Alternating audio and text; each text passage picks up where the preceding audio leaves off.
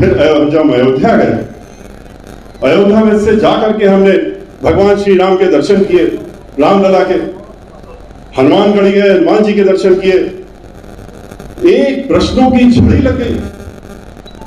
Media में भी देखा होगा, आप लोग सबने देखा होगा, पूरे दिन और हमसे पूछा गया, आप यहां क्यों आए, आप रामलला क्यों आए, आप अयोध्या क्यों आए? अरे अयोध्या क्यों आए? अयोध्या क्या आपकी प्रॉपर्टी है? या तो पट्टा दिखा दीजिए कि हमने तो अयोध्या का पट्टा पूरा और रामचंद्र जी का पट्टा अपने नाम पे ले लिया और अब यहां कोई और नहीं आ सकता। और खास तौर से ब्राह्मण समाज के आप यहां क्यों चले आए? अरे आप वहां से या तो सर्टिफिकेट लेके आइए मठ से, या कोई लाइसेंस, तो आप यहां आ जाइए, और या आप हमारे यहां आ जाइए, आप भी इसी में चले आइए। जैसे कुछ लोग चले जाते हैं अपने स्वार्थ के लिए। कुछ हैं हमारे जो लोग खाली यही देखते हैं कि कहां हमारा फायदा होने वाला है, किधर होने वाला है, छोड़ करके आज इधर से उधर, उधर से उधर। लेकिन हम उनमें से नहीं। हमें जिस परिवार में जन्म लिया है, हमें ये संस्कार नहीं मिले। हमें संस्कार मिले कि हम जिसने हमारा मान सम्मान बढ़ाने का काम किया है और जिसकी वजह से मान सम्मान पूरे समाज का बढ़ाने का हमको मिला मौका, हम उसको छोड़ देंगे कभी? जितनी भी कोशिश कर लो, कर ली है, पहले भी कर लो, आगे भी कर लो, सतीश मिश्रा इस जन्म में कम से कम बहुजन समाज पार्टी में बहन मायावती जी के साथ रहेंगे। अगले जन्म का किसी ने नहीं देखा। लेकिन जिस तरीके से इन लोगों ने उत्पात मचाया हुआ, जिस तरह से अयोध्या में जाके हमने देखा, हम तो समझ रहे थे अयोध्या तो बिल्कुल बदल गया होगा, अयोध्या तो सोने की लंका से भी ज्यादा अच्छा अयोध्या हो गया होगा।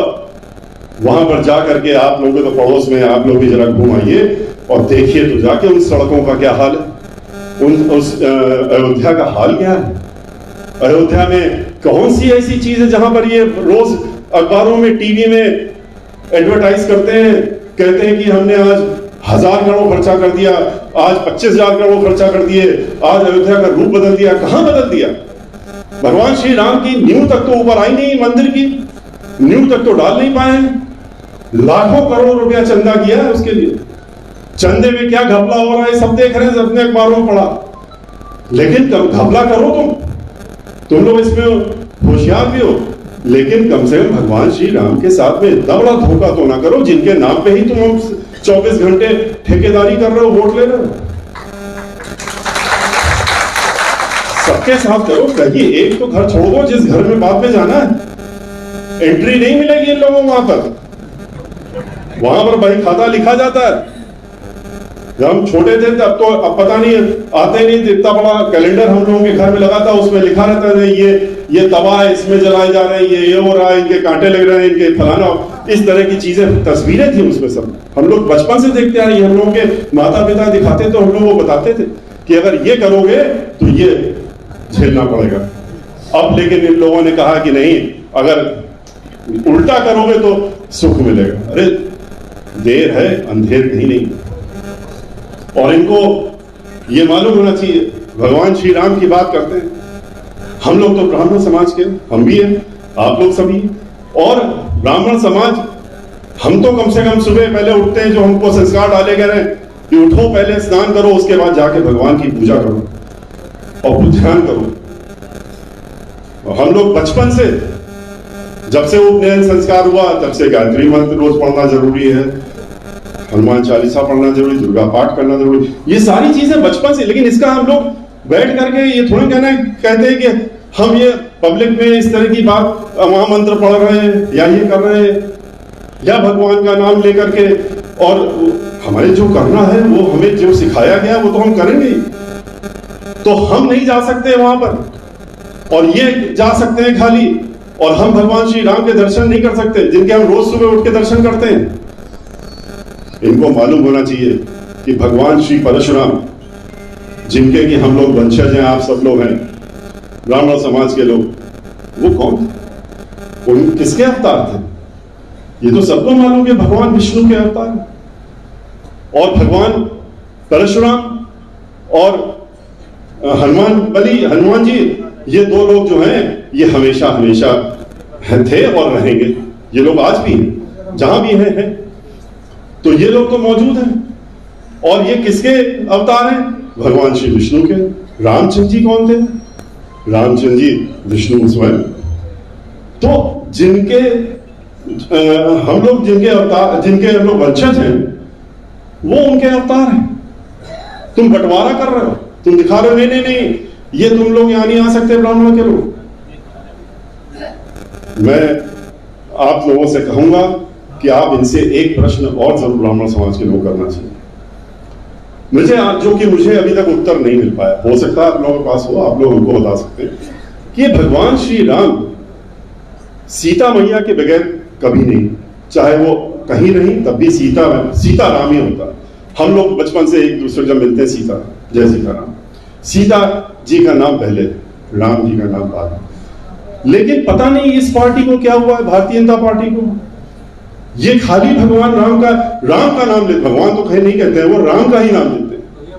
और सीता जी को भूल चुके हैं, सीता जी का कोई नाम नहीं लेते, क्योंकि अगर नाम लेते तो ये उनके बारे में भी सोचते कि अयोध्या के साथ साथ में बिठूर में भी कुछ करना चाहिए।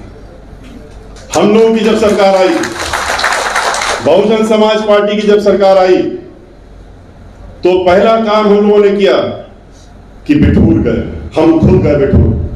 और बिठूर जाकर के हमने आकर के अपनी पार्टी के अध्यक्ष मुख्यमंत्री जी से कहा कि बिठूर वो स्थान है जहां सीता मैया नहीं जाके इतने वर्षों तक, जहां लव कुश रहे, जहां वाल्मीकि आश्रम है। और जो दयनीय दशा हमने देखी है, चाहे सीता रसोई हो, चाहे वाल्मीकि आश्रम हो, और चाहे पूरा क्षेत्र हो, वो उनके सामने बयान किया।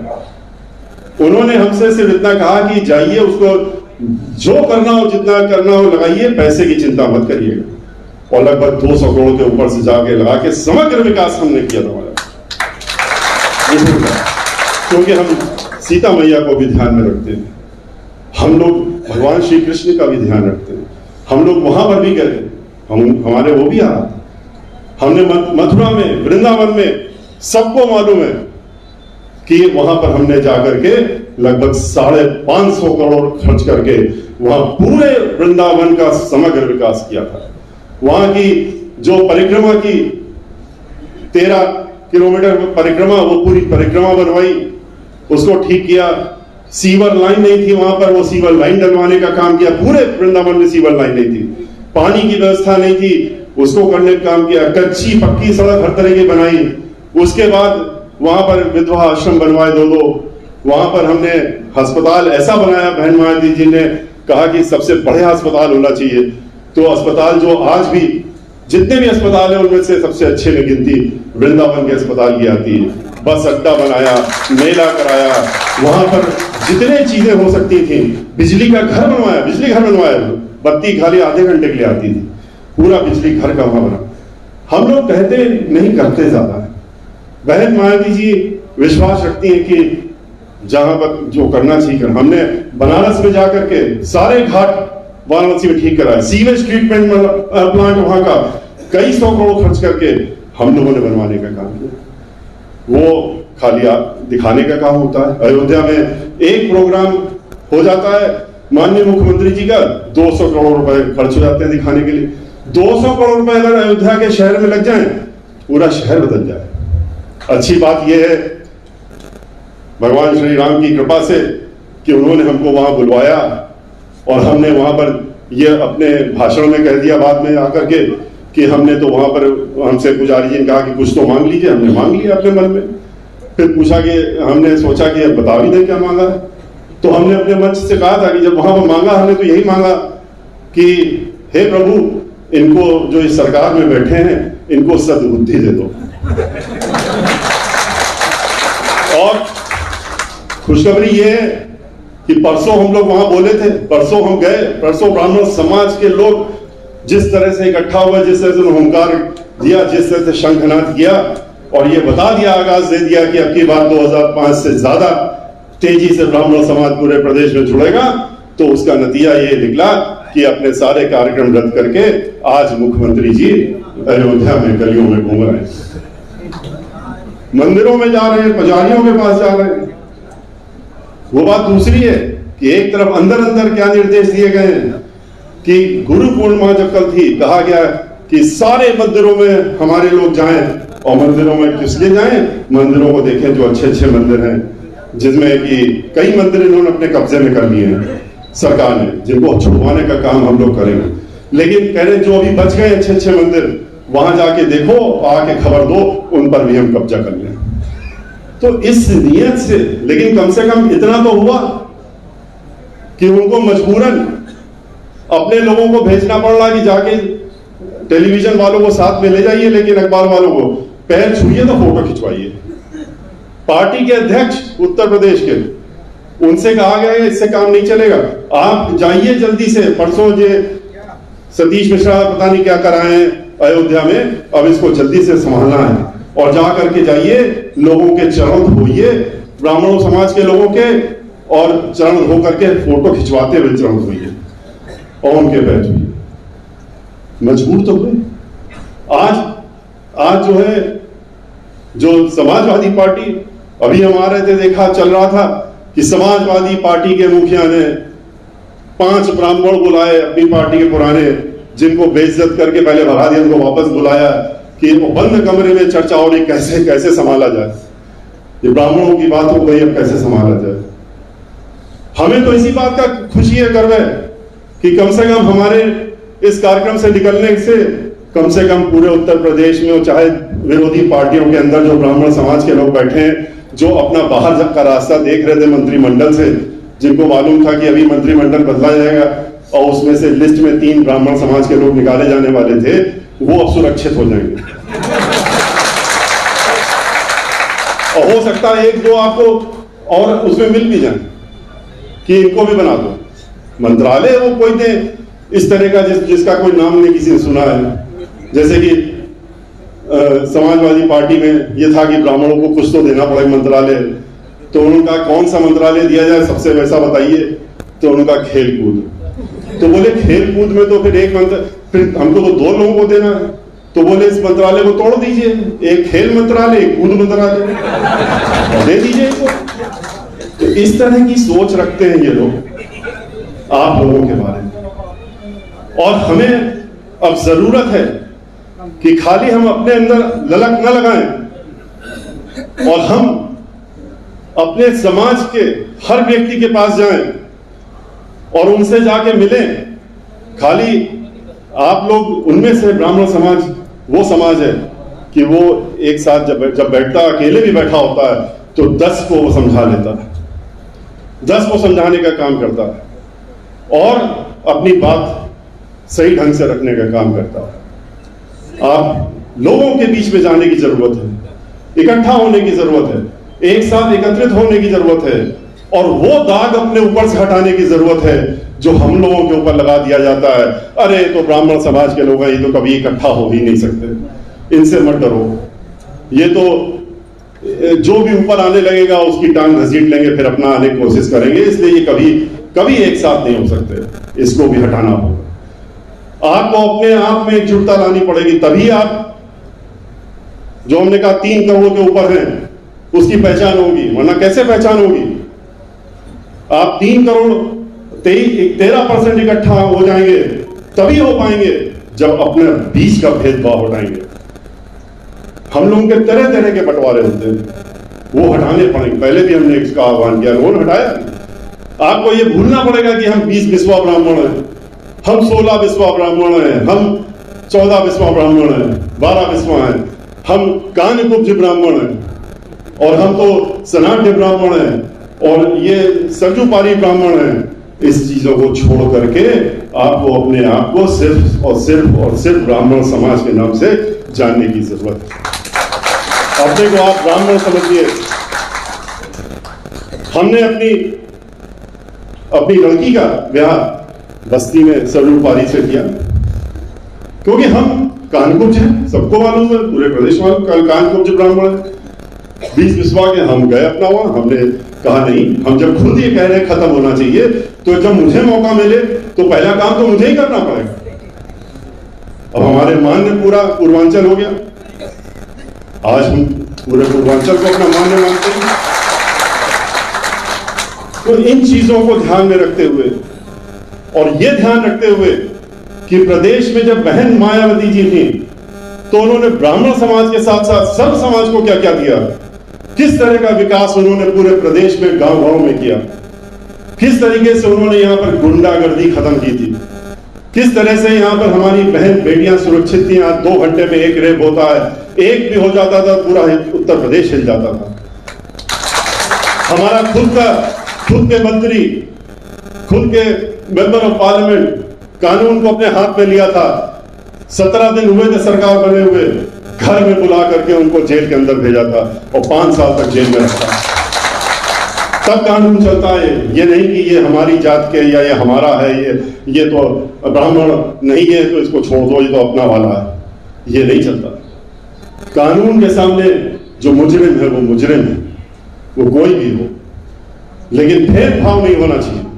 तब वो कानून को चलाने का काम कर पाई थी। और पूरे प्रदेश में ही नहीं, पूरे देश में आज भी उनके नाम का डंका पिटता है और विदेशों में भी पिटता है कि अगर आयरन लेडी कहा जाता है तो इसीलिए कहा जाता है कि कानून द्वारा कानून का राज चलाना सिर्फ बहन मायावती जी द्वारा। इसलिए जिस तरह से आज जब से केंद्र में भी इनकी सरकार हो गई, उत्तर प्रदेश में भी सरकार हो गई, नौजवान किस तरह से परेशान हो रहा है, किस तरह से अराजकता फैल रही है, बेरोजगार हो गए लोग, हमारे नौजवान के लोग जो नौकरी में थे वो बेरोजगार हो गए, जो नौकरी पाने की लाइन में लगे थे पढ़ पढ़ के पीएचडी करके वो भी उनको रोजगार नहीं मिल रहा। कहा था 2 करोड़ रोजगार देंगे हर साल, देना तो दूर रहा, उसी तरीके से कि जैसे कि हर एक के खाते में 15 लाख रुपया पहुंच जाएगा, उसको जुमला कहा था। यहां 2 करोड़ रुपए 2 करोड़ लोगों के की नौकरियां लेने का काम हो चुका है, हर साल ली जा रही है, उनकी जा रही है क्योंकि सब प्राइवेटाइज कर दिया, सब ठेकेदारी में। ना दलितों को मिलेगा ना सवर्णों को मिलेगा, सिर्फ मिलेगा उनको जो उनके ठेकेदार हैं और जो उनके चमचे हैं, उनको इतना मिलेगा।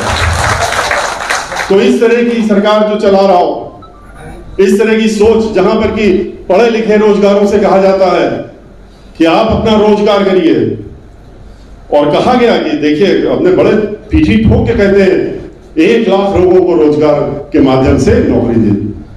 कौन सा दे दिया? जब पूछा गया कहते हैं पकौड़ा बेच रहे हैं। हमने तो कहा था पकौड़ा बेचिए, ये भी अपने आप में एक रोजगार है। पीएचडी का लड़का पकौड़ा बेच रहा है, वो कहते हैं आप पकौड़ा बेचिए, उसमें हम आपकी मदद करेंगे। पकौड़ा लोगों को अगर अच्छा कहीं नहीं लग रहा हो तो चाट का ठेला लगा लीजिए।